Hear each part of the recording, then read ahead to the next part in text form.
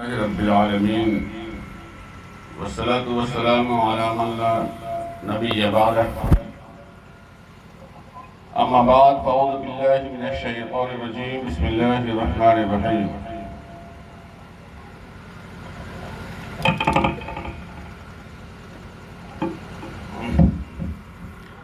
قل لا اسألکم علیہ اجرا الا المودۃ فی القربى صدق اللہ العظیم وصدق رسولہ النبی الامین الکریم ونحن علی ذلک لمن الشاہدین والشاکرین والحمد للہ رب العالمین۔ قتل حسین اصل میں مرگ یزید ہے۔ اسلام زندہ ہوتا ہے ہر کربلا کے بعد۔ محترم سامعین اکرام، یہ مجلس پاک چہلم یعنی ایصال ثواب کی مناسبت سے رکھی گئی ہے، اور یہ محرم الحرام کا مہینہ ہے۔ میں اسٹیج پہ بیٹھ کر اسی ششوچن پنج میں مطلع تھا کہ کس عنوان پہ میں کروں، چہلم کی مناسبت سے کچھ احادیث مبارکہ آپ کے سامنے پیش کروں یا امام حسین رضی اللہ تعالیٰ عنہ سے محبت و عقیدت کے معنی کے بارے میں چند باتیں آپ کے سامنے پیش کروں۔ دل فیصلہ کیا ہے کہ آج امام حسین رضی اللہ تعالیٰ عنہ سے محبت کے متعلق چند باتیں پیش کی جائے، تو میں زیادہ دیر تو لوں گا نہیں، اور کچھ باتیں قرآن پاک اور حدیث مبارکہ سے آپ کے سامنے پیش کروں گا کہ ہم اہل سنت والجماعت چاہے محرم ہو یا سال بھر کا کوئی بھی مہینہ پنجدن پاک یعنی نبی اکرم صلی اللہ علیہ وسلم اور آل رسول سے محبت کیوں کرتے ہیں، اس کے متعلق انشاءاللہ چند باتیں میں پیش کر کے گزروں گا۔ ذرا دلجمعی کے ساتھ سماعت کریں گے، اور اس کے بعد انشاءاللہ مقرر اعظم ہندوستان حضرت علامہ مولانا معین القادری صاحب آپ کے سامنے جلوہ بار ہے، اور اس کے ساتھ ساتھ حضرت علامہ مولانا مقرر حبیب العزیز حضرت علامہ مولانا فاروق رضا صاحب قبلہ بھی تشریف فرما ہے۔ شاعر اسلام جناب نعیم عنبر صاحب بھی آپ کے سامنے تشریف فرما ہے، اس کی نعتیہ کلام بھی سماعت کرنی ہے۔ آج ہم جس دور سے گزر رہے ہیں، پوری دنیا کے بارے میں یہ کہا جاتا ہے کہ آج کی نسل بڑی ہوشیار ہو گئی ہے، حساس ہو گئی ہے، لیکن قوم مسلم کا عجیب معاملہ ہے، جتنا زیادہ ڈیولپ کر رہا ہے اتنا زیادہ اپنے دین سے دور ہوتے ہوئے جا رہا ہے۔ آپ ذرا دیکھ کے دیکھیں، اس مجلس میں آدھے سے زیادہ بغیر ٹوپی کا پہنچ کے آ گیا ہے۔ ہم کسی کو مذاق نہیں اڑاتے، لیکن ذرا سوچ کے دیکھیں کہ دوسرے لوگ پٹی باندھ کر گھوم رہے ہیں اور آپ ٹوپی بھی پہننا معیوب سمجھ رہے ہیں، یہ کتنی شرم کی بات ہے۔ ہم سے زیادہ ابھی آپ کی ضرورت ہے، کیونکہ آپ ہمارے ہندوستان اور مذہب اسلام دونوں کے سرمایہ ہیں، کیونکہ آپ فیوچر ہیں، آپ مستقبل ہیں۔ آپ اگر اچھے نہیں رہیں گے پھر ہماری جو نسل ہے وہ کیسے دنیا میں سرخروئی کے ساتھ زندگی بسر کرے گی، اس کا ذرا خیال رکھیں۔ اپنے بچوں پہ تنبیہ کریں، کم سے کم اسلامی لباس یا مذہب اسلام کی جہاں بھی دینی مجلسیں ہوں وہاں کم سے کم باادب بیٹھنے کی کوشش کریں، یہ پتہ چلے کہ ہم جس مجلس میں جاتے ہیں ادب کے ساتھ جاتے ہیں، کیونکہ وہاں اللہ اور اس کے رسول صلی اللہ علیہ وسلم کی باتیں ہوتی ہیں۔ یاد رکھیں، دنیا میں کچھ ایسی مجلسیں ہیں جہاں پر بیٹھنے سے ثواب ملے گا، نہ بیٹھے تو ثواب نہیں ملے گا، لیکن میلاد پاک ایک ایسی مجلس ہے جہاں پر صرف اور صرف اللہ اور اس کے رسول کی باتیں ہوتی ہے، قرآن پاک اور حدیث مبارکہ بیان کیا جاتا ہے۔ اگر باادب سنیں گے تو آپ کو نیکیاں لکھی جائے گی، اگر بے ادب سنیں گے تو صرف گناہ ہی نہیں ایمان بھی برباد ہو سکتا ہے، کیونکہ یہاں کسی اور کو نہیں بلکہ قال اللہ اور قال رسول اللہ صلی اللہ تعالیٰ علیہ وسلم ہی ہوتا ہے۔ اس بات کا خیال رکھیں۔ اور دوسری بات یہ ہے کہ یہ ایصال ثواب کی مجلس ہے، آج اگر ہم باادب بیٹھیں گے تو کل ہم بھی جائیں گے، آپ بھی جائیں گے، تو آنے والی نسل ہے وہ بھی باادب بیٹھے گی، ورنہ پتنگوں کی طرح اچھل کود کر کے پوری زندگی برباد کر دیں گے۔ خیر، یہ ایک الگ مسئلہ ہے۔ پہلے آئیے حصول برکت کے لیے درود پاک پڑھتے ہیں، پڑھے بابا زمر اللہم صلی علی سیدنا شفیعنا نبینا مولانا محمد بارک وسلم صلی اللہ علیہ وسلم علیہ یا رسول اللہ وصلاۃ والسلام علیہ یا حبیب اللہ صلی اللہ تعالی علیہ وسلم۔ جب ہم امام حسین یا امام حسن مجتبیٰ یا حضرت مولا علی کرم اللہ وجہ الکریم یا حضرت فاطمہ الزہرا رضی اللہ تعالیٰ کا ذکر کرتے ہیں رضوان اللہ تعالیٰ علیہ مجمعین کا، تو بہت سارے لوگ یہ کہتے ہیں کہ صحابہ اکرام کا تذکرہ کیوں نہیں کرتے ہیں؟ ذکر کرنا چاہیے اور کرتے بھی ہیں۔ ہاں، اب آئیے امام حسین سے ہم عقیدت و محبت کرتے ہیں تو کس بنیاد پر؟ اس کے بارے میں قرآن پاک اور حدیث مبارکہ میں کیا کہا گیا ہے؟ ایک یاد رکھیں، ہم جو امام حسین رضی اللہ تعالیٰ سے محبت اور عقیدت کا اظہار کرتے ہیں وہ صرف اس لیے نہیں کہ وہ حضور صلی اللہ علیہ وسلم کے نواسے ہیں، بلکہ اس لیے کہ وہ نواسے رسول بھی ہے، صحابی رسول بھی ہے، فرمان الہی بھی ہے اور فرمان رسالت بھی ہے۔ یہ وہ 4-5 ایسی باتیں ہیں جس میں قرآن پاک اور حدیث مبارکہ کی آیتیں کثرت سے وارد ہیں۔ اب آئیے، اگر کوئی شخص یہ کہے کہ صحابی رسول ہے، اس اعتبار سے محبت کرنی چاہیے تمام صحابہ کرام کو مرتبہ کیا ہے اس کا اندازہ لگائیں کہ عبداللہ ابن مبارک رضی اللہ تعالیٰ عنہ سے کسی نے پوچھ لیا کہ حضرت عمر رضی اللہ تعالیٰ عنہ زیادہ افضل ہیں یا حضرت عمر بن عبدالعزیز؟ یہ 100 ہجری جب ہوا تھا تو سلمان کے بعد خلیفہ جو بنا وہ حضرت عمر بن عبدالعزیز رضی اللہ تعالیٰ عنہ، یہ پہلا مجدد بھی کہا جاتا ہے اسے۔ اور اسلامی تاریخ میں سب سے زیادہ اگر کسی نے بعد میں یعنی بنی امیہ کی بادشاہوں میں اگر کسی نے اسلام کی سب سے زیادہ خدمت کی ہے تو وہ حضرت سیدنا عمر بن عبدالعزیز رضی اللہ تعالیٰ عنہ۔ ان کا کمپیئر کریں، ایک تابعی ہے، ایک صحابی رسول ہے۔ حضرت عبداللہ بن مبارک رضی اللہ تعالیٰ عنہ فرماتے ہیں، جملہ دیکھیں، کہتے ہیں وَأَمَّا الْغُبَارُ الَّذِي تَدْخُلُ فِي أَنْفِ فَرْسِ مُعَاوِيَةَ مَعَ رَسُولِ اللَّهِ صلی اللہ تعالیٰ علیہ وسلم أَفْضَلُ مِنْ عمر بن عبدالعزیز۔ وہ کہتے ہیں کہ وہ غبار جو حضرت معاویہ رضی اللہ تعالیٰ عنہ کے گھوڑے کے ناک میں رسول اکرم صلی اللہ علیہ وسلم کی معیت میں داخل ہوا، وہ دھول جو غبار جو داخل ہوا، وہ غبار بھی عمر بن عبدالعزیز سے زیادہ افضل والا ہے۔ عمر کا تم مرتبہ کیا کرتے ہو؟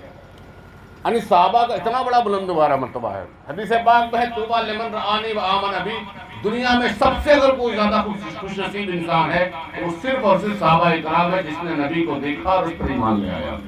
میرے دوستو، دوسرا وہ ہے میرے دوستو جس نے صحابہ کو دیکھا اور ایمان لے آیا۔ یہ لمبی حدیث ہے میرے دوستو۔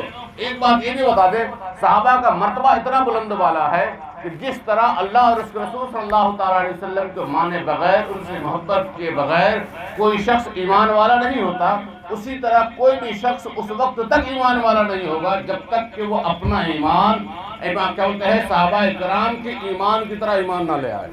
جب تک کوئی بندہ ایمان نہیں لائے گا اللہ کی بارگاہ میں اس کا کیا بولتے ہیں ایمان قابل قبول نہیں ہے۔ سورہ بقرہ میں میرے دوست اللہ تبارک و تعالیٰ ارشاد فرماتا ہے وَإِذَا قِيلَ لَهُمْ آمِنُوا، جب ان سے کہا جاتا ہے کہ ایمان لے آؤ، کما آمن الناس، جیسا کہ میرے صحابہ نے یعنی میرے نبی کے صحابہ نے ایمان لایا ہے، اگر تم اس طرح ایمان لے آؤ گے تب کہیں جا کر کے تم قابل قبول ہو، ورنہ زبان سے کہو اور دل سے نہ مانو، چاہے تم نماز پڑھو روزہ رکھو، تم منافق ہو سکتے ہو لیکن مسلمان اور ایمان والا نہیں ہو سکتا۔ تو اس سے پتہ چل گیا اس آیت مبارکہ سے میرے دوستوں کہ صحابہ کرام کا ایمان ہمارے لیے، صحابہ کرام ہمارے لیے معیار ایمان ہے۔ ان سے عقیدت و محبت کرنا، اس کے طریقے کو اپنانا قرآن پاک کی اس آیت مبارکہ سے پتہ چلتا ہے کہ ہمارے لیے ایمان کا حصہ ہے۔ اور حضرت پنجتن پاک میں سے میرے دوستوں حضرت فاطمہ الزہرا، حضرت مولا علی، حضرت حسن مجتبیٰ اور حسین شہید کربلا رضی اللہ تعالیٰ عنہ، یہ 5 نفوس قدسیہ ایسے ہیں جو صحابی رسول بھی ہے اور قرابت رسول بھی ہے میرے دوستو۔ تو صحابی رسول ہونے کی وجہ سے ان سے محبت کرنا ہمارے اوپر لازم و ضروری ہوتا ہے۔ اب یہاں پر امام مالک رضی اللہ تعالیٰ نے کہا اور اس کے بارے میں قول ہے، اس نے کہا ہے من سب احد من الصحابۃ فقد کفر، صحابی رسول میں سے کسی کی شان میں اگر کوئی شخص گستاخی کرے تو وہ انسان دائرہ اسلام سے خارج ہو جاتا ہے۔ ایسا کیوں کہا؟ قرآن پاک میں اللہ تبارک و تعالیٰ نے ارشاد فرمایا فَإِنْ آمَنُوا بِمِثْلِ مَا آمَنْتُمْ بِهِ فَقَدِ اهْتَدَوْا، اگر یہ لوگ اس طرح سے ایمان لے آئے جس طرح سے تم لوگوں نے ایمان لایا، یعنی صحابہ نے جس طرح ایمان لایا اس طرح اگر یہ لوگ بھی ایمان لائیں گے فَقَدِ اهْتَدَوْا، تب وہ ہدایت یافتہ ہیں، اگر ایسا ایمان نہیں لایا تو وہ ہدایت یافتہ نہیں ہے۔ یہ دو آیت مبارکہ سامنے رکھیں جو نص قطعی ہے، اس سے پتہ چلتا ہے کہ ہم امام حسن و حسین سے جو محبت کرتے ہیں، قرآن پاک میں جو حکم آیا ہے کہ صحابی رسول ہے اس کی طرح ایمان لاؤ، ان سے محبت کرو، تو یہ آیت مبارکہ اس بات پر دلالت کر رہی ہے میرے دوستوں کے پنجتن پاک سے، یعنی میرے دوست آل نبی سے محبت کرنا جو صحابی رسول بھی ہے اور آل رسول بھی ہے، تمام مسلمانوں کے لیے معیار ایمان ہے۔ اس وجہ سے ہر کوئی شخص میرے دوستو ہر وقت جب محرم کا مہینہ آ جائے یا کوئی بھی مہینہ ہو، ہر وقت ہم پنجتن پاک کا تذکرہ کرتے رہتے ہیں، یہاں تک کہ یہ بات آ گئی۔ اب آئیے میرے دوستو، اگر آپ کہیں گے میرے دوستو سب سے زیادہ افضل و اعلیٰ ہو، جو مرتبے میں بلند و بالا ہو، تو سب سے زیادہ افضل و اعلیٰ افضل البشر بعد الانبیاء بالتحقیق، کہ انبیاء اکرام کے بعد اگر کسی کا سب سے زیادہ بلند و بالا مرتبہ ہے تو حضرت سیدنا ابوبکر صدیق رضی اللہ تعالیٰ عنہ، دوسرا حضرت سیدنا عمر فاروق رضی اللہ تعالیٰ عنہ، اب تیسرا حضرت عثمان غنی رضی اللہ تعالیٰ عنہ، اور چوتھا جو آتا ہے وہ آتا ہے میرے دوستو حضرت مولا علی کرم اللہ وجہہ الکریم کی، اور پانچواں جو نمبر آتا ہے خلیفہ میں سے وہ حضرت حسن مصطفیٰ میرے دوستو رضی اللہ تعالیٰ عنہ ہے۔ تو خلیفہ ہونے کی وجہ سے بھی اگر کوئی شخص یہ کہے کہ اس کا اطاعت کرنا ضروری ہے، تو میرے دوستو جس طرح حضرت سیدنا ابوبکر صدیق رضی اللہ تعالیٰ عنہ، حضرت عمر فاروق رضی اللہ تعالیٰ عنہ، حضرت عثمان غنی رضی اللہ تعالیٰ عنہ کی اطاعت و فرما برداری ہمارے اوپر لازم ہے۔ کیوں لازم ہے؟ کیونکہ نبی اکرم صلی اللہ علیہ وسلم ارشاد فرماتے ہیں علیکم بسنتی وسنت الخلفاء الراشدین المہدیین تمسکوا بہا، نبی اکرم صلی اللہ علیہ وسلم ارشاد فرماتے ہیں تمہارے اپنے اوپر تم لازم کر لو میرے طریقے کو، میری سنت کو، میرے خلفاء راشدین کی سنت کو۔ اس حدیث پاک سے پتہ چلتا ہے کہ میرے دوستو آل رسول سے محبت کرنا لازم و ضروری ہے۔ یہاں پہ بات آ گئی۔ اب آئیے آگے چل کے اور حدیث پاک میں سناؤں کہ امام حسن و حسین سے یا حضرت مولا علی کرم اللہ وجہہ الکریم سے یا فاطمہ الزہرا رضی اللہ تعالیٰ عنہ سے جو ہم محبت کرتے ہیں میرے دوستو، یہ بات آ گئی۔ اب قرابت کی وجہ سے نبی اکرم صلی اللہ علیہ وسلم کے رشتے قرابت ہے، اس وجہ سے بھی محبت کرنی چاہیے۔ اب آئیے میرے دوستو، سب سے پہلی بات آپ کو میں بتا دوں، قرآن عبارت کا نام نہیں ہے۔ عبارت یعنی الحمدللہ رب العالمین الرحمن الرحیم، اس کے صرف قرآن نام نہیں ہے، بلکہ قرآن کس کا نام ہے؟ قرآن کی تعریف جب کیا جاتا ہے تو کہتا ہوا عبارت عن النظم والمعنی، کہ الفاظ اور معنی دونوں ایک ساتھ مراد ہو تو اسے قرآن کہا جاتا ہے۔ کوئی الحمدللہ رب العالمین پڑھے اور وہ معنی نہ لے جو صحابہ کرام نے، نبی اکرم صلی اللہ علیہ وسلم نے یا صحابہ کرام نے یا تابعین کرام نے نہیں لیا، اپنے سے کوئی نیا معنی کر لے رہا ہے تو وہ قرآن کا ماننے والا نہیں ہے، وہ قرآن سے خارج ہو جائے گا۔ کیونکہ قرآن نظم اور معنی کا نام ہے میرے دوستو، دونوں بیک وقت مانا جائے تب وہ ایمان والا ہوگا۔ اور یہ معنی بتانے والے کون ہے؟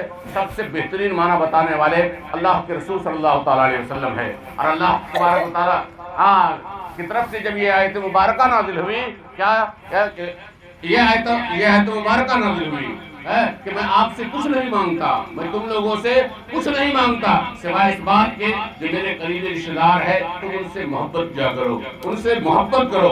اور حضرت امام حاکم نے امام طبرانی نے اپنی کتاب معجم الکبیر میں حدیث پاک لکھی ہے، حضرت عبداللہ بن عباس رضی اللہ تعالیٰ عنہ سے مروی ہے، لما نزلت هذه الآية قالوا يا رسول الله صلی اللہ تعالیٰ علیہ وسلم من قرابتك هؤلاء الذين وجبت علينا مودتهم، یا رسول اللہ صلی اللہ تعالیٰ وسلم قرآن پاک میں جو آیت مبارکہ نازل ہوئی ہے اس میں قرابت سے کون سا مراد ہے؟ آپ کے وہ کون سا قریبی رشتہ دار ہے جن سے محبت کرنا اللہ تبارک و تعالیٰ نے ہمارے اوپر لازم قرار دیا ہے؟ نبی اکرم صلی اللہ علیہ وسلم ارشاد فرماتے ہیں علی فاطمہ وابناہما، کہ اس سے مراد علی ہے، فاطمہ ہے اور اس کے دونوں شہزادے حسن و حسین ہے۔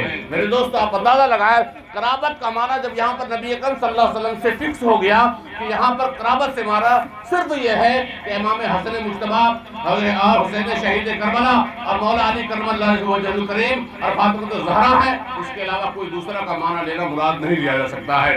اور اصول فقہ کی بنیاد پر یہ کہا جا سکتا ہے کہ قرآن جب نظم اور معنی کا مراد ہے تو یہاں سے یہ معنی لیا جائے گا اور اسے کہا جائے گا کہ صرف آل رسول میں میرے دوستو آل رسول کا جو تذکرہ آیا ہے یہ 4 نفوس قدسیہ ہے جن سے اللہ تبارک و تعالیٰ نے محبت کرنے کا حکم دیا ہے، اور ہمارے اوپر ضروری ہوتا ہے کہ اس اعتبار سے بھی محبت کیا جائے۔ اور دوسری بات صحیح ابن حبان کی حدیث سے بات ہے، نبی اکرم صلی اللہ تعالیٰ علیہ وسلم ارشاد فرماتے ہیں کیا ارشاد فرماتے ہیں میرے دوستو؟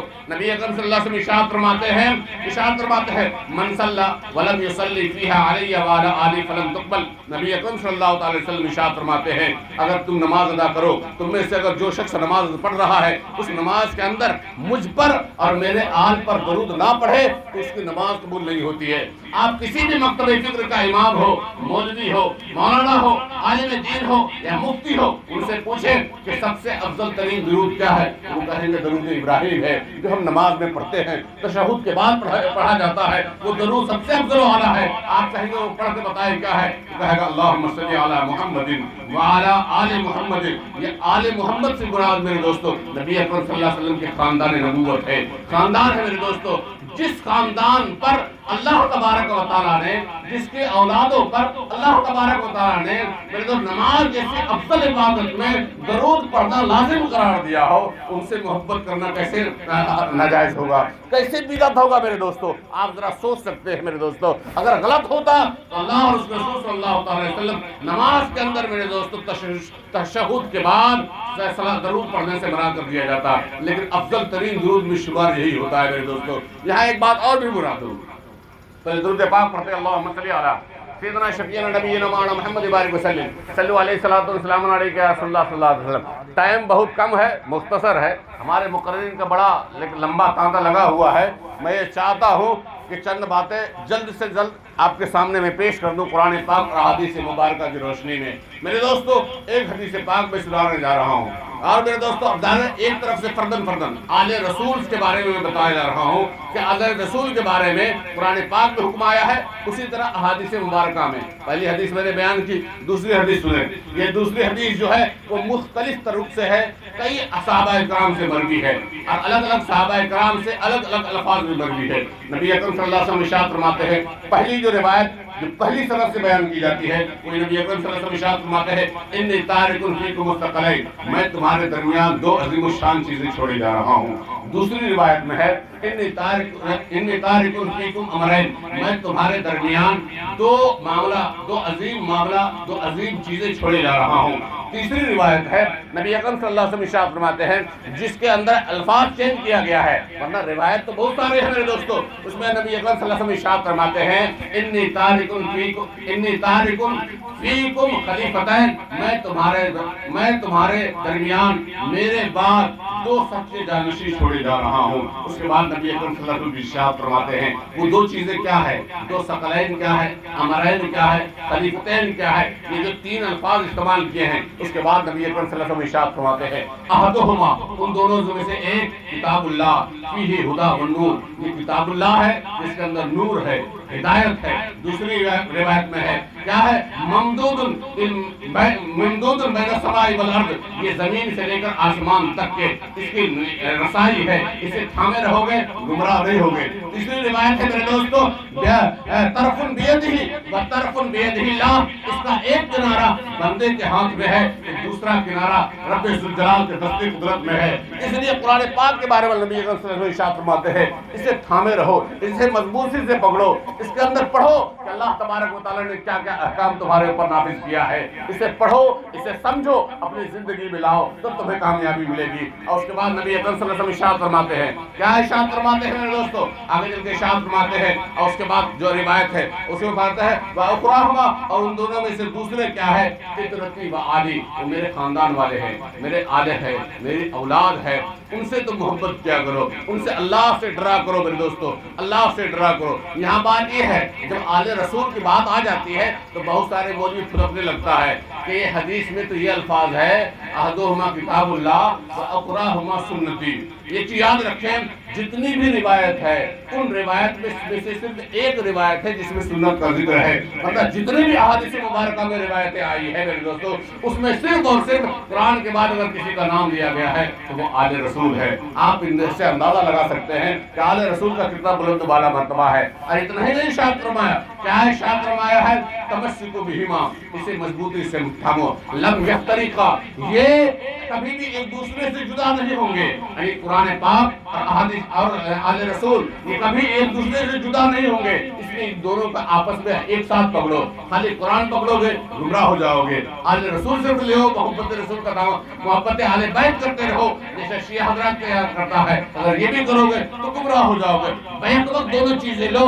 اب نبی اکرم صلی اللہ علیہ وسلم ارشاد فرماتے ہیں لم یفترقا حتی یرد علی الحوض، یہ جسے ایک دوسرے سے جدا نہیں ہوں گے بلکہ یہ اپنے ماننے والوں کے ساتھ کل قیامت کے دن میری بارگاہ میں حوض کوثر کے سامنے آ کر کے پیش کیا جائے گا، پیش ہوں گے میرے دوستو۔ اس احادیث مبارکہ سے پتہ چلتا ہے کہ آل رسول سے محبت کرنا کتنا لازم و ضروری ہے، ان سے عقیدت کا اظہار کرنا قرآن پاک اور حدیث مبارکہ میں کس قدر احکام ہے۔ اور اس کے بعد نبی اکرم صلی اللہ علیہ وسلم ارشاد فرماتے ہیں، کیا ارشاد فرماتے ہیں؟ مثل آل بیتی کسفینۃ نوح من رکبھا نجا ومن تخلف عنہا غرقا وفی روایۃ ہلکا۔ نبی اکرم صلی اللہ علیہ وسلم ارشاد فرماتے ہیں میرے آل و اولاد کی مثال کشتی نوح کی طرح ہے، جو اس پر سوار ہوا وہ کامیاب ہو گیا اور جو اس پر سوار نہیں ہوا وہ ہلاک ہو گیا، ڈوب کے مر گیا میرے دوستو۔ اس لیے اعلیٰ حضرت علیہ رضوان نبی اکرم صلی اللہ علیہ وسلم کی بارگاہ میں عرض کرتے ہیں اہل سنت کا ہے بیڑا پار اصحاب رسول، اہل سنت کا ہے بیڑا پار اصحاب رسول، نجم ہے اور ناؤ ہے فطرت رسول اللہ کی، نجم ہے اور ناؤ ہے فطرت رسول اللہ کی۔ میرے دوستو تو صحابہ کرام اصحابی کالنجوم بہم اقتدیتم اہتدیتم، میرے صحابہ کرام جتنے ہیں وہ سب ستارے کے مانند ہیں، ان میں سے جس کی بھی اقتدا کرو گے تو کامیاب ہو جاؤ گے۔ لیکن اس کامیابی کو پانے کے لیے نبی اکرم صلی اللہ علیہ وسلم ارشاد فرماتے ہیں کہ جس طرح سے ہمارے صحابہ ستارے ہیں اسی طرح ہمارے کیا بولتے ہیں زندگی کو پار لگانے والے اگر کوئی ناخدا ہے میرے دوستو تو وہ آل رسول ہے، وہ آل پیغمبر ہے۔ درود پاک پڑھتے ہیں اللہم صلی علی سیدنا شفیعنا نبینا مولانا محمد وبارک وسلم، صلو علیہ الصلوۃ والسلام علیک یا رسول اللہ والصلوۃ والسلام علیک یا حبیب اللہ صلی اللہ تعالی علیہ وسلم۔ یہ باتیں آپ کے سامنے آ گئی، ہاں میں نے چند احادیث مبارکہ آپ کے سامنے پیش کیا۔ اب آئیے میرے دوستو حضرت مولا علی کرم اللہ وجہہ الکریم کے بارے میں۔ نیٹ پر اتنے زیادہ آتے ہیں کہ جتنے مولوی اتنی باتیں کرتے رہتے ہیں۔ میں نے ایک دیکھا اچھا قابل عالم ہے، وہ کہہ رہا ہے کہ من کنت مولا فعلی ھذا مولا، میں جس کسی کا بھی مولا ہوں میرا علی بھی اس کا مولا ہے۔ یہ حدیث متواتر نہیں ہے، مجھے سمجھ میں نہ آیا، شاید وہ سوچا وہ پڑھا نہیں ہوگا یا اسے مار دیا ہے میرے دوستوں۔ تو میں نے اس سے بات کیا کیا کہ میں نے وہ کتابیں تلاش کی جس میں محدثین کرام نے احادیث متواترہ کو نقل کیا ہے۔ احادیث متواترہ کا درجہ وہی ہے جو قرآن پاک کا درجہ ہے، جو قرآن پاک کا درجہ ہے میرے دوستو۔ قرآن پاک بھی وحی ہے، وحی کی دو قسمیں کی جاتی ہے، وحی مطلوع، وحی غیر مطلوع۔ وحی وہ وحی جو نماز کے اندر پڑھی جائے اسے قرآن کہا جاتا ہے، اور جو نماز میں نہ پڑھی جائے میرے دوستو اسے احادیث مبارکہ کہا جاتا ہے۔ اور احادیث قرآن پاک خبر متواتر سے ثابت ہے میرے دوستو، اور اسی طرح احادیث مبارکہ کچھ خبر متواتر ہے تو کچھ خبر احاد ہے۔ خبر احاد سے میرے دوستو وجوب ثابت ہوتا ہے، تحریم ثابت ہوتا ہے میرے دوستو، مقبول تحریمی ثابت ہوتا ہے۔ لیکن جہاں پر قرآن پاک کا حکم آ جائے، احادیث متواتر آ جائے، وہاں سے عقائد کا علم ثابت ہوتا ہے، فرضیت کا علم ثابت ہوتا ہے میرے دوستو۔ یہ ہمارے اوپر لازم و ضروری ہے۔ تو میرے دوستو یہ احادیث مبارکہ 350 صحابہ کرام سے مروی ہے۔ وہ یہ ہے میرے دوستو کہ نبی اکرم صلی اللہ تعالی علیہ وسلم ایک جگہ خطاب کرتے ہوئے ارشاد فرماتے ہیں الستم تشهدون انی اولی بالمؤمنین من انفسهم، الستم تعرفون انی اولی بالمؤمنین من انفسهم، الستم تشهدون انی اولی بالمؤمنین من انفسهم۔ اے میرے صحابیوں کیا تم اس بات کی گواہی نہیں دیتے کہ میں تمہارے جان سے زیادہ قریب ہوں؟ کیا اے میرے صحابیوں کیا تم نہیں جانتے کہ میں تمہارے جان کا زیادہ مالک و مختار ہوں؟ الستم تعرفون، اے میرے صحابہ کیا تمہیں اس بات کی معرفت نہیں ہے کہ تمام مومن کے جانوں سے زیادہ میں اس کا مولا ہوں، مختار ہوں، مالک ہوں؟ نہ تمام صحابہ کرام نے کہا قالوا بلا یا رسول اللہ، قالوا بلا یا رسول اللہ، ہاں یا رسول اللہ آپ ہمارے مالک و مختار ہے۔ پھر نبی اکرم صلی اللہ تعالی علیہ وسلم ارشاد فرماتے ہیں، ذرا جملہ سنیں، اور نبی اکرم صلی اللہ تعالی علیہ وسلم حضرت علی رضی اللہ تعالی عنہ کے ہاتھ پکڑ کے اٹھاتے ہیں اور کہتے ہیں من کنت مولا فعلی ھذا مولا، میں جس کسی کا بھی مولا ہوں میرا علی بھی اس کا مولا ہے۔ من کنت مولا فعلی ھذا مولا، میں جس کسی کا بھی مولا ہوں میرا علی بھی مولا ہے۔ اس کے بعد دعا فرماتے ہیں، کیا دعا فرماتے ہیں؟ اللہ کی بارگاہ میں عرض کرتے ہیں اللہم انت مولایا، اے اللہ ضبط تو میرا مولا ہے، وانا مولا کل مومن، اور میں تمام مومن کا مولا ہوں، ومن کنت مولا فعلی ھذا مولا، اور میں جس کسی کا بھی مولا ہوں میرا علی بھی اس کا مولا ہے. اللہم والی من والا ہوں منصر من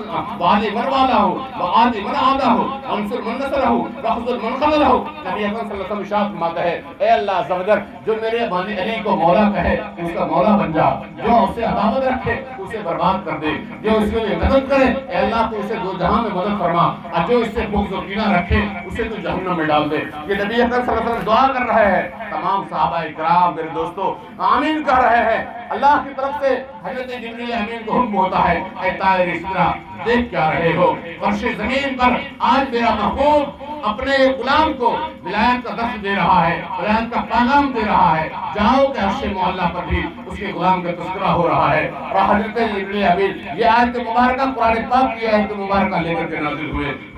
انما ولیکم اللہ ورسولہ والذین آمنوا, تمہارا مولا تمہارا مددگار تمہارا حامی اللہ ہے اور اس کے رسول ہے, اور ایمان میں کامل حضرت مولا علی کرم اللہ وجہ الکریم ہے. آپ اس سے اندازہ لگا میرے دوستو کہ یہ حدیث مبارکہ اور یہ قرآن پاک کی آیت مبارکہ سامنے رکھے تب پتہ چلے گا کہ آل رسول کا مرتبہ کتنا بلند والا ہے. میرے دوستو یہ حدیث تو آپ 12 سنے ہوں گے. نبی اکرم صلی اللہ علیہ وسلم ارشاد فرماتے ہیں لا یؤمن احدکم حتی یحب حتی یکون احب الیہ من والدہ وولدہ حتی اکون احب الیہ من والدہ وولدہ والناس اجمعین. تم میں سے کوئی بھی شخص ایمان والا نہیں ہوگا جب تک کہ وہ نبی اکرم صلی اللہ علیہ وسلم کو اپنی جان مال اولاد سے بڑھ کر محبوب نہ ڈال لے, وہ ایمان والا نہیں ہوگا. آگے چل کے نبی اکرم صلی اللہ علیہ وسلم ارشاد فرماتے ہیں لا یؤمن احدکم حتی یکون آلی احب الیہ من آلہ ونفسہ واولادہ. نبی اکرم صلی اللہ علیہ وسلم ارشاد فرماتے ہیں تم میں سے کوئی بھی شخص ایمان والا نہیں ہوگا جب تک کہ وہ میرے خاندان کو اپنے خاندان سے بڑھ کر, اپنے جان سے بڑھ کر, اپنے اولاد سے بڑھ کر محبوب نہ مان لے تب تک وہ ایمان والا نہیں ہوگا. ذرا سنیں میرے دوستو اللہ کے رسول صلی اللہ علیہ وسلم کیا ارشاد فرما رہے ہیں. اور مسلم شریف کی حدیث پاک ہے نبی اکرم صلی اللہ تعالیٰ علیہ وسلم ارشاد فرماتے ہیں کیا ارشاد فرماتے ہیں نبی اکرم صلی اللہ تعالیٰ علیہ وسلم ارشاد فرماتے ہیں لا یحبہ الا مؤمن ولا یبغضہ الا منافق. یہ علی ہے جن سے جو محبت کرتا ہے وہی مومن ہے, جو بغض رکھتا ہے وہ منافق ہے. یہ اللہ کے رسول صلی اللہ علیہ وسلم ارشاد فرماتے ہیں. اب ذرا دیکھیں اس کا مرتبہ کیا ہے. ایک حدیث پاک ہے نبی اکرم صلی اللہ علیہ وسلم ارشاد فرماتے ہیں انا مدینۃ العلم وعلی بابھا. یہ حدیث بیان کرتے ہوئے بہت سارے لوگ کہتے ہیں کہ یہ حدیث مکمل نہیں ہے, اس کو اس طرح سے پیش کرتا ہے. کیا کہتا ہے میرے دوستو انا مدینۃ العلم وابو بکر سقھا وعثمان وعمر جدرانها. یہ حدیث پاک اس طرح سے نقل کی جاتی ہے کہ حضرت نبی اکرم صلی اللہ علیہ وسلم ارشاد فرماتے ہیں کہ میں علم کا شہر ہوں, حضرت ابو بکر اس کی بنیاد ہے, حضرت عمر اس کی چھت ہے, حضرت عثمان غنی اس کی دیوار ہے. اس طرح سے پیش کی جاتی ہے اور حضرت علی اس کا قیامت کا دروازہ ہے. یہ حدیث نہیں ہے, یہ جھوٹی حدیث ہے جو نبی اکرم صلی اللہ علیہ وسلم کی طرف منسوب کرتی ہے. اتنی احادیث مبارکہ نبی اکرم صلی اللہ علیہ وسلم کی طرف منسوب کرتی ہے جس سے حدیث کا کوئی لینا دینا نہیں ہے. اسے ہمارے مقررین حضرات تقریر کرتے ہوئے بہت سارے ایسے بول دیتے ہیں الصلاۃ معراج المومنین, نماز مومنوں کی معراج ہے. میرے دوستو یہ حدیث ہی نہیں ہے میرے دوستو. لیکن کیا کہتے ہیں نبی اکرم صلی اللہ علیہ وسلم ارشاد فرماتے ہیں ایسے سینکڑوں حدیث مبارکہ میں بیان کر سکتا ہوں جو جھوٹے بیان کرتے ہیں. میرے دوستو یاد رکھیں نبی اکرم صلی اللہ علیہ وسلم ارشاد فرماتے ہیں من کذب علی متعمدا فلیتبوأ مقعدہ من النار. جو جھوٹی بات جان بوجھ کر میری طرف منسوب کر دے اس کا ٹھکانہ جہنم میں ہے. ابھی حدیث سے متواصل ہے. یہ میرے دوستو قرآن کا درجہ رکھتے ہیں یہ حدیث پاک. میرے دوستو ذرا سوچیں کہ حدیث مبارکہ جو جھوٹی باتیں نبی اکرم صلی اللہ علیہ وسلم کی طرف گڑھ کے منسوب کر رہے ہیں وہ کتنا کہاں ہوگا اس کا ٹھکانہ. ہمارا کہنا مقصد یہ ہے کہ حدیث صرف اتنی ہے کہ انا مدینۃ العلم وعلی بابھا. صرف حدیث اتنی ہے کہ میں علم کا شہر ہوں وعلی بابھا اور علی اس کا دروازہ ہے. پھر ایک روایت ہے انا مدینۃ الحکمۃ وعلی بابھا, میں حکمت و دانائی کا شہر ہوں اور علی اس کا دروازہ ہے. تیسری حدیث پاک میں ہے انا مدینۃ الفقہ وعلی بابھا, میں دین کی سمجھ کا شہر ہوں اور علی اس کا دروازہ ہے. اس کے بعد نبی اکرم صلی اللہ علیہ وسلم ارشاد فرماتے ہیں تم میں سے جو علم چاہیے, اگر تم یہ چاہتے ہو کہ تمہیں علم ملے تو علی کے طرف سے آؤ, علی کے بارگاہ سے آؤ. یہ حدیث میں نبی اکرم صلی اللہ علیہ وسلم خود ارشاد فرمایا ہے تم میں سے کسی کو اگر چاہیے کہ علم و حکمت و دانائی کا علم ملے تو علی کے بارگاہ سے آؤ, علی کے پاس سے ہو کر آؤ. تیسری حدیث پاک میں ہے اگر تم دین کی سمجھ چاہتے ہو, تفقہ فی الدین چاہتے ہو تو حضرت علی کے بارگاہ سے آؤ. جب نبی اکرم صلی اللہ علیہ وسلم خود ارشاد فرما رہے ہیں تو ہمارے اوپر لازم و ضروری ہوتا ہے کہ حضرت علی رضی اللہ تعالیٰ سے محبت و عقیدت و محبت کرے، کیونکہ نبی اکرم صلی اللہ تعالیٰ علیہ وسلم نے فرمان ہے، اور یہ وہ احادیث مبارکہ ہے جسے کوئی ضعیف نہیں کر سکتا، یہ سب صحیح احادیث مبارکہ ہے میرے دوستو۔ آپ اندازہ لگائے قرآن پاک کی آیت مبارکہ احادیث مبارکہ ذرا سامنے رکھے تب پتہ چلے گا کہ آل رسول کا مرتبہ کتنا بلند بالا ہے، کتنا بلند بالا ہے میرے دوستو، کتنا بلند بالا ہے۔ اور آج ہم بہت سارے لوگ گستاخی کرتے رہتے ہیں، کیا مولا مولا مولا علی کرتے رہتا ہے، نعوذ باللہ۔ یہ کہنے والے سن لے میرے دوستو، سن لے۔ فرزدق ایک عربی اس میں شاعر گزرا ہے، انہوں نے کہا ہے من معاشر حبهم دین و بغضهم، من معاشر حبهم دین و بغضهم۔ یہ وہ آل رسول ہے، یہ وہ خاندان ہے جن سے تم محبت کرو گے تو اس کا نام دین اسلام ہے، وبغضهم کفر، اگر تم اس سے کینہ رکھو گے تو اس کا نام اسلام کے خلاف کفر ہے میرے دوستو۔ اور اس کے بعد وہ کیا کہتے ہیں، من معاشر حبهم دین و بغضهم کفر و قربهم ملجا و معتصم، اگر تم اس سے قریب ہو جاؤ، اس سے جڑ جاؤ، تم جہنم سے نجات پا جاؤ گے، تم جہنم سے نجات پا جاؤ گے۔ اسی لیے تو اعلیٰ حضرت علی رحمۃ رضوان نبی اکرم صلی اللہ علیہ وسلم کی بارگاہ میں عریضہ پیش کرتے ہیں۔ کیا عریضہ پیش کرتے ہیں میرے دوستو؟ وہ کہتے ہیں، کیا کہتے ہیں، تیری سرکار میں لاتے ہیں رضا اس کو شفیع، تیرے سرکار میں لاتا ہے رضا اس کو شفیع، جو میرا غوث ہے اور لاڈلا بیٹا تیرا، جو میرا غوث ہے اور لاڈلا بیٹا تیرا۔ میرے دوستو آپ اندازہ لگائیں، میں زیادہ ٹائم نہیں لوں گا، زور سے سبحان اللہ کرنے سے کوئی فائدہ نہیں، میں خود دیکھ رہا ہوں یہ آدھا گھنٹہ ہوا ہے، 5 منٹ تو اور بول ہی سکتے ہیں۔ درود پاک پڑھ لیں، اللہم صلی علی سیدنا شفیعنا نبینا مولانا محمد بارک وسلم صلی اللہ علیہ وسلم علیہ کہ رسول اللہ صلی اللہ علیہ وسلم۔ میں نے جلدی چند احادیث مبارکہ میں نے پیش کی تاکہ حدیث بھی سنا دیں اور جو مرحومہ کی جو سال ثواب کی مجلس کا انعقاد انہوں میں آیا اسے بھی مل جائے۔ اور رہی بات مناسبت کے اعتبار سے میں 2 حدیث پاک میں سنا رہا ہوں، اسے ذرا خیال رکھیں۔ پہلی حدیث پاک جو میں سنا رہا ہوں یہ بھی متواتر ہے، من شہد اللہ الہ الا اللہ وجبت لہ الجنہ، جو کوئی بھی صدق دل سے یہ گواہی دے کہ اللہ کے سوا کوئی عبادت کے لائق نہیں، اس کے لیے جنت واجب ہے۔ کیا؟ اس کے لیے جنت واجب ہے۔ اب ہمارے یہاں کیا ہے، یہ سال ثواب کی مجلس ہے، چہلم کا ہے، اس پر 2-4 حدیث میں سنا کے گزر جاؤں گا، میں زیادہ تبصرہ کروں گا نہیں۔ سنیں، نبی اکرم صلی اللہ علیہ وسلم ارشاد فرماتے ہیں، آج میں حدیث متواتر ہی سنا دیتا ہوں۔ نبی اکرم صلی اللہ علیہ وسلم ارشاد فرماتے ہیں، جب تم میں سے کسی شخص کو ایسا لگے کہ اب یہ شخص بچے گا نہیں، آخری عالم ہے، ایسا لگے میرے دوستو، ایسا لگے، اس وقت کیا کرو، اس وقت کرو، نبی اکرم صلی اللہ علیہ وسلم ارشاد فرماتے ہیں لقنوا موتاکم لا الہ الا اللہ، اس وقت جانکنی کے عالم میں جو شخص پڑا ہے انہیں تلقین کرو لا الہ الا اللہ محمد رسول اللہ۔ اب کیا کہنا ہے، اس کو پڑھوانا نہیں ہے کہ مر رہا ہے تو پڑھو لا الہ الا اللہ محمد رسول اللہ تاکہ پڑھتے ہوئے مرے گا، نہیں، بلکہ وہاں پر کھڑے ہو کر کے بابا سے بلند ہرکش کے نہیں، ادب سے جسے پڑھا جاتا ہے لا الہ الا اللہ محمد رسول اللہ، یہ ورد کرنا ہے۔ اللہ نے اگر زندگی بخشی ہے تو ہو سکتا ہے اس کلمات کی برکت سے اس کی بیماری دور ہو جائے، ہے یا نہیں؟ جی ایک یاد رکھیں، بلند آواز سے بولنا یہ ادب ہے، ہرکش کے بولنا اسے ادب نہیں کہا جاتا، اسے جسم کر کرتا ہے۔ ہاں کبھی کبھی ہم بھی اپنی مادری زبان بھول دیتے ہیں، ہاں ایسی بات نہیں، کھڑی جھڑکھنڈی نہیں بولتا ہے، ہم وہ بھی بولتے ہیں۔ ہاں وہ کہا ہے نا، ہم بھی منہ میں زبان رکھتے ہیں، ہم بھی منہ میں زبان رکھتے ہیں، کاش پوچھو کہ مدعا کیا ہے، کاش پوچھو کہ مدعا کیا ہے، ہم بھی کرتے میں جیب رکھتے ہیں۔ آگے نہیں بولیں گے، بس جاتا ہے سب۔ درود پاک پڑھے، اللہم صلی علی سیدنا شفیعنا نبینا مولانا محمد بارک وسلم صلی اللہ علیہ وسلم علیہ یا رسول اللہ صلی اللہ تعالی وسلم۔ یہ غالب کا بڑا پرانا اشعار ہے، جو بچے پڑھتے ہیں غالب وغیرہ، یعنی مطلب یہ ہے کہ وہ آرٹس وغیرہ جو لیتے ہیں اسے پتا ہے کہ ہم نے مانا کہ کچھ نہیں غالب، مفت ہاتھ آئے جائے تو برا کیا ہے، ہم نے مانا کہ کچھ نہیں غالب، مفت ہاتھ آئے تو برا کیا ہے۔ میرے دوستو یہ اس شعر اس وقت کہا تھا، ہم 2004 میں جب دہلی پڑھنے گیا تھا تو ایک پریس والا ہم سے انٹرویو لے رہا ہے کہ اٹل بہاری واجپئی گیا ہے وہاں پاکستان، اس کے بارے میں کیا کہیں گے، تو ہم نے وہاں پر ایک شعر بولا تھا غالب کا، ہم کو ان سے ہے وفا کی امید، ہم کو ان سے ہے وفا کی امید، جو نہیں جانتے وفا کیا ہے، جو نہیں جانتے وفا کیا ہے۔ میں نے یہ بولا، خیر یہ بچپنا پڑھنے کی زمانہ تھا جب جامعہ ملیہ میں میری زندگی کٹ رہی تھی، آج تو ہمیں یہاں پر کٹتے نظر آ رہا ہے۔ خیر وہ حدیث پاک سنیں، اپنے مردوں کیا کہیں، لا الہ الا اللہ محمد رسول اللہ، جو جھانکنے کے عالم میں ہو اسے پڑھیں، پڑھانے چاہیے میرے دوستوں، یہ ایک ضروری ہے۔ ایک اور حدیث پاک میں ہمارے یہاں دفن کرنے کے بعد بالخصوص ادھر کے علاقے میں کیا کہتا ہے، جو قبر کھودتا ہے نا اس کو ایک کیا بولتے ہیں اس کو، کیا کہتے ہیں، دوری یا کیا کہتا ہے اس کو، خیر کوئی بھی وہ کیا بولتے ہیں، بانس کا برتن بنا رہتا ہے، ٹوپا یا ٹوپی جو بھی کہتے ہیں اس کو، اس میں چاول گیہوں کے دار کھاتا کہ ہم نے مکان بنایا اور اس کا مزدوری پا لیا. ہے یا نہیں؟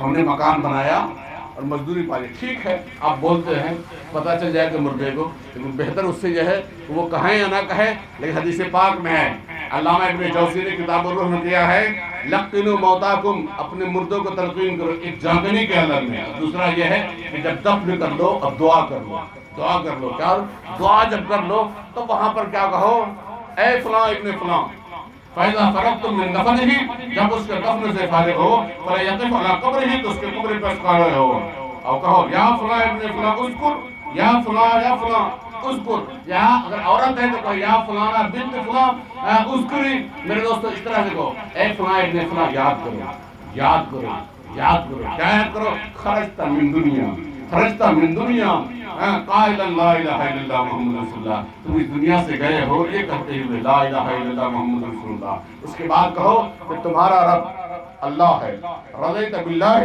ربن، تو دنیا میں اللہ سے پروردگار ہونے کی وجہ سے آپ راضی تھے کہ میرا پروردگار کون ہے، تو صرف اللہ ہے. اس بات پر تم راضی تھے، یہ اسے دھیان میں رکھو. وبالاسلام جی، اور محمد صلی اللہ علیہ وسلم نبی، اور محمد صلی اللہ علیہ وسلم کو نبی مانتے ہوئے تمہاری زندگی گزری ہے. اور اس کے بعد کیا ہے، وبالاسلام دینا، اور دین اسلام کو دین سمجھ کر تم زندگی گزرا رہے ہو. وبالقرآن اماما، اور قرآن کو اپنا امام اور رہنما مان کے زندگی بسر کیے ہو. یہ تلقین کرو. کیا کرو؟ یہ تلقین کرو. یہی وجہ ہے کہ علماء کرام فرماتے ہیں کہ جب تم دفن کرنے سے فارغ ہو جاؤ تو کیا کرو، وہاں پر اذان کے کلمات کہو. اس کے اندر کیا ہے، ایک پہلی بات تو تلقین بھی ہے، اشہد ان لا الہ الا اللہ و اشہد ان محمد رسول اللہ. جب اذان کی بات آئی تو ایک اور حدیث سنا جائے، جب یہ کہا جائے اشہد ان محمد رسول اللہ، اشہد ان محمد رسول اللہ، تو وہاں تو کہتے ہیں قرۃ عینی بک یا رسول اللہ. لیکن مسلم شریف میں حدیث بات ہے، سنیں نبی اکرم صلی اللہ علیہ وسلم ارشاد فرماتے ہیں فَإِذَا قَالَ الْمُؤَذِّنُ أَشْهَدُ أَنَّ مُحَمَّدَ رَسُولُ اللَّهِ، جو ہی مؤذن نے کہا، مؤذن کہے أَشْهَدُ أَنَّ مُحَمَّدَ رَسُولُ اللَّهِ، جو ہی کہے کہ کیا کہو، رضیت باللہ ربًا وبالاسلام دینا وبمحمد رسول نبیا. میں رضیت باللہ ربًا وبمحمد نبیا وبالاسلام دینا. جو شخص یہ کہتا ہے، نبی اکرم صلی اللہ علیہ وسلم ارشاد فرماتے ہیں غفر لہ، اللہ تعالیٰ اس کے تمام گناہوں کو معاف فرما دیتا ہے، اس کے تمام گناہوں کو معاف فرما دیتا ہے. اسے یاد کر لیں. اکثر و بیشتر میں تقریر کے بعد یہ دعا پڑھ لیا کرتا ہوں میرے دوستوں، اس کی بڑی فضیلت ہے. اور اس کے بعد جب مردے کو آپ کریں گے کتنا بڑا وہ خوش نصیب ہوگا. حدیث پاک میں من کان آخر کلامہ، آخر کلامہ لا الہ الا اللہ، کتنا خوش نصیب ہے وہ جس کا آخری بات کیا لا الہ الا اللہ محمد رسول اللہ ہو، تو وہ ضرور جنت میں جائے گا. جائے گا نہیں جائے گا؟ اس سے بہتر اس لیے وہاں پر مردے کو تلقین کیا کرو. میرے دوستو یہ کیا کرو، اب دفن کرنے کے بعد وہاں کیا کرو. اب رہی بات اللہ اکبر، اللہ اکبر کیوں کرنا چاہیے؟ اس لیے کہ حدیث پاک میں ہے کہ ایک صحابی رسول کو دفن کیا جا رہا تھا تو جہنم کی آگ ادھر سے بڑھ رہی تھی. حضور صلی اللہ علیہ وسلم تکبیر کہنے لگے تو صحابہ کرام کہنے لگے. جب فارغ ہوئے تو فارغ ہونے کے بعد صحابہ کرام نے عرض کیا یا رسول اللہ صلی اللہ علیہ وسلم، آج آپ جنازہ دفن کے وقت آپ تکبیر کہہ رہے تھے، اللہ اکبر اللہ اکبر کہہ رہے تھے. نبی اکرم صلی اللہ علیہ وسلم ارشاد فرماتے ہیں جب اس میت کو قبر میں رکھا جا رہا تھا جہنم کی آگ بڑھ رہی تھی، جہنم کی آگ بڑھ رہی تھی، میں نے اسے تکبیر کہہ کے بجھا دیا. اس وقت نبی اکرم صلی اللہ علیہ وسلم ارشاد فرماتے ہیں اطفئ الحریق بالتکبیر، جہنم کی آگ کو تکبیر کہہ کے بجھا دیا کرو. یہ حدیث پاک ہے میرے دوستو. اس لیے وہاں پر اذان کے کلمات کہنے سے جہنم کی آگ بھی بجھ جاتی ہے اور گردے کو تلقین بھی ہو جاتی ہے. آخری حدیث پاک میں پیش کر کے گزر جاؤں گا، اس کے بعد یہ ہمارے حضرت موجود ہیں. وہ یہ ہے کہ ہمارے یہاں آج بڑی کیا بولتے ہیں، پیسہ آیا تو برائی بھی آ گئی ہے. اب انتقال ہو جاتا تو کہتا ہے جب تک باوا بیٹا بھیا فلاں ڈھمکا میں آ جائے کیرلا ممبئی دلی سعودیہ سے تب تک اسے جمع کر رکھو. جبکہ نبی اکرم صلی اللہ علیہ وسلم ارشاد فرماتا ہے فَإِذَا مَاتَ أَحَدُكُمْ، جب تم میں سے کسی کا انتقال ہو جائے فَلْيَسْرِعْ، تو اسے جلدی کرو، اسے جلدی کرو. وَلَا تَحْسِبُوا، اور اسے روک کے نہ رکھو، جلدی کرو. ہمارے یہاں کیا کریں گے، دین کو بڑکا بڑکا سیدھی لائیں گے، برف کی ایک ادھر ڈال دیں گے ایک ادھر ڈال دیں گے اوپر سے ڈال دیں گے. آپ اندازہ لگائیں، ایک حدیث ہے کیا بولتے ہیں جو زندہ ہے اس کے رونے سے، یعنی چیخم پکاری کر کے جو روتا ہے، ایک تو آٹومیٹک آنسو آ جائے، آواز نکلے، اسے شریعت نے منع نہیں کیا۔ جان بوجھ کر گلا پھاڑ کر کے، شکوہ شکایت کر کے، کپڑے پھاڑ کے، بال نوچ کر کے، اگر اس طرح سے کر رہا ہے تو ایسا رونے سے بھی مردے کو تکلیف ہوتی ہے۔ اب نظر اگر برف میں ڈال دے گا تو تکلیف نہیں ہوگی۔ ایک قبر ہے، قبر جو ہے نا، قبر سے ٹیک لگانے سے مردے کو تکلیف ہو رہی ہے، جبکہ قبر کے اندر ہے مردے، اوپر مٹی ہے، اس پہ ٹیک لگانے سے اس مردے کو تکلیف ہوتی ہے۔ تو آپ برف میں ڈالیے گا تو اس کو آرام ملے گا۔ آپ کہیں گے ہمارا سب ٹھنڈا رہتا ہے، تو اس برسات میں بھی آج کل آئس کریم بیچنے آتا ہے، ایک لے کر کے ذرا گنجی کے اندر ڈال کے دیکھیے، 5 منٹ کے بعد پتہ چل جائے گا کتنی تکلیف ہوتی ہے نہیں تکلیف؟ آپ زبردستی بھی کہیں گے تو 5 منٹ سے زیادہ برداشت نہیں کریں گے۔ جب ہم زبردستی ایک برف کا ایک ٹکڑا 5 منٹ برداشت نہیں کرتے تو اپنے باپ دادا جو انتقال ہوتا ہے اسے برف کے اندر ڈال دیتے ہیں، اسے تکلیف نہیں ہوتی۔ جہنم کے 2 طبقے ہیں، ایک وہ جس میں صرف آگ جلی رہتی ہے، اس سے جہنم پناہ مانگتا ہے، اور جہنم کا دوسرا طبقہ زمہریر ہے، اس کے اندر اتنی ٹھنڈک ہوتی ہے کہ اس ٹھنڈک کی وجہ سے جہنم بھی پناہ مانگتا ہے۔ عذاب کی 2 شکلیں ہیں جہنم کی، میرے دوستو، آپ اندازہ لگائیں۔ میرے دوستو، ہم مردوں کو ثواب پہنچانے کے بجائے دفن کرنے سے پہلے ہم اسے جہنم کے عذاب دیتے ہیں، سوچتے ہیں بہت اچھا کام کر رہے ہیں۔ ایسا کرنا حرام ہے، حرام ہے۔ مردے کو تکلیف دینا ہے قطعاً جائز نہیں ہے۔ اب وہ بھی ایسے آدمی کے لیے جو آ کر کے دعا کرنے کا بھی اسے عقل نہیں ہے، پتہ نہیں کیسے دعا کرنا چاہیے، نہ جنازے میں کھڑا ہونے کا طریقہ معلوم۔ پوچھ لیا جائے کہ جنازے کا رکن یا فرض کیا ہے، کیا چیز، پتہ نہیں، جبکہ 2 چیزیں، کھڑا ہونا اور تکبیر کرنا۔ ہمارے یہاں کیا کریں گے، امام صاحب کہا اللہ اکبر تو پہلی مرتبہ مقتدی بھی کہے گا اللہ اکبر، اس کے بعد دوسری مرتبہ ثنا پڑھ کے جب کہے گا اللہ اکبر تو مقتدی شروع ہو جائے گا ثنا سبحان کا پڑھتے ہوئے، اللہ اکبر نہیں کہیں گے۔ اگر کسی بندے نے ایک تکبیر اگر چھوڑ دی مقتدی بھی، اس کی نماز جنازہ ہی نہیں ہوگی۔ کیوں؟ کیونکہ یہ فرض ہے، رکن ہے میرے دوستو۔ تو آپ دھیان سے بیٹھیں گے تبھی علماء کرام مسئلہ بیان کریں گے۔ خیر، آخری حدیث جو بیان کر رہا تھا، فسرعوا، اسے جلدی کرو، اسے روک کے نہ رکھو۔ کیوں؟ دفن کرنے کے بعد لِيَقْرَأَ عَلَى رَأْسِهِ فاتحۃ البقرہ، تاکہ اس کا سرہانے پہ کھڑے ہو کر کے سورہ بقرہ کی شروع والی آیت تم پڑھ سکو، الف لام میم سے لے کر ہم المفلحون تک۔ وَإِلَىٰ رِجْلَيْهِ، اور اس کے پیروں کی طرف، بخاتمۃ البقرہ، اور سورہ بقرہ کی آخری آیت آمن الرسول سے لے کر اللہ کہتا ہے لا تنصرن مع القوم الکافرین، مع القوم الکافرین تک، یہاں تک کہ آپ پڑھیں۔ یہ پڑھنے کے بعد پھر کیا بولتے ہیں جو چاروں کل ہے وہ پڑھے، یا کوئی اور سورہ ہے وہ پڑھ کر کے اب دعائے مغفرت کرے۔ میرے دوستو، یہ احادیث مبارکہ میں آیا ہے، اسے آپ جانیں، اس پر عمل کریں، دنیا بھی کامیاب رہے گی اور آخرت بھی کامیاب رہے گی۔ اس سے زیادہ تو میں گفتگو کر نہیں سکتا۔ میں کہا تھا آدھا سے لے کے 15 منٹ تک رہوں گا۔ دعا اللہ تبارک و تعالیٰ ہم نے جو کچھ بیان کیا ہے، اللہ تعالیٰ اس ذکر خیر کی برکت سے، احادیث مبارکہ کی برکت سے، قرآن پاک کی آیت مبارکہ کی برکت سے مرحومہ کی گناہوں کو مغفرت فرمائے، جنت میں اعلیٰ مقام عطا فرمائے۔